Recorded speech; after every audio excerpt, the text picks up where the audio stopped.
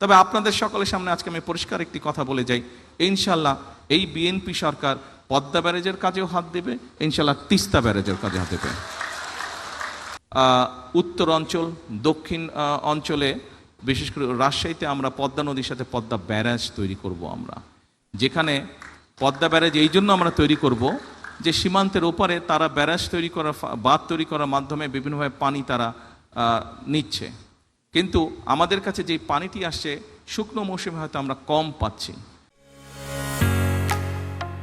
ঢালাইয়ের সেরা premier cement, যার ফলে যেটা হচ্ছে পানিতে, নদীতে পানির স্রোত কমে যাওয়ার ফলে অনেক সমস্যা হচ্ছে, আস্তে আস্তে আশপাশগুলো শুকিয়ে যাচ্ছে। আপনারা নিশ্চয়ই দেখেছেন, ছোটবেলায় আমরা দেখেছি পদ্মা নদীর এপার থেকে ওপার দেখা যায় না, এখনো দেখা যায় না। তবে তখন পানি ছিল, এখন পানি শূন্য, দেখা হয়তো এখনো যায় না এপার থেকে ওপার। কেন চাচ্ছি আমরা ব্যারাজটি করতে? এই ব্যারাজটি আমরা এই জন্য করতে চাচ্ছি যে বর্ষায় বলুন, শুকনো মৌসুমি বলুন, যখনই হোক আমাদের দেশের মানুষ, কৃষকই হোক বা যে কোনো মানুষ হোক, তারা যাতে পানি পায়।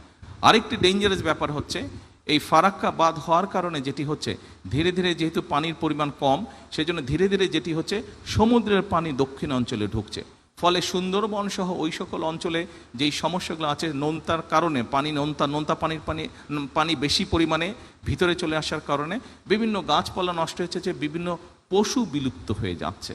কাজেই আমরা যদি সেই প্রেশারটাকে রাখতে চাই, আমাদেরকে এই ব্যারাজটা নির্মাণ করতে হবে এবং ব্যারাজের মধ্যে আমরা পানি ধরে রাখবো।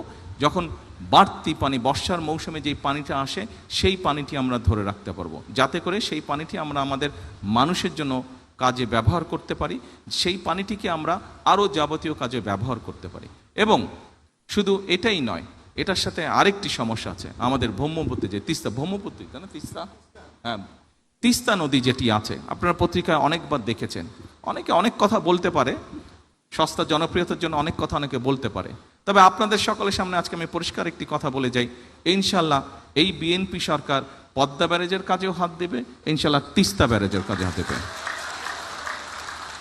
যারা বিভিন্ন বড় বড় কথা বলছে তাদের উদ্দেশ্যে পরিষ্কারভাবে বলতে চাই, এই যে আজকে এখানে দুর্যোগ মন্ত্রী বসে আছেন, এই লোকটার নেতৃত্বেই তিস্তায় বিএনপি কর্মসূচি পালন করেছে, যা বাংলাদেশে অন্য কোনো রাজনৈতিক দল করে নাই। তারা হয়তো বড় বড় কথা বলেছে, গরম গরম কথা বলেছে, কিন্তু কাজ যদি কেউ করে থাকে, ডেলিভারি যদি কেউ করে থাকে, পরিস্থিতি যদি কেউ তৈরি করে থাকে, সেটা বিএনপি। এটা করতে পারি, আমরা মানুষকে সচেতন করতে পারি। আজকে এই অনুষ্ঠানের একটি শপথ হওয়া উচিত, আমরা শুধু মানুষকে সচেতনই করব না, আমরা নিজেরাও সচেতন হব।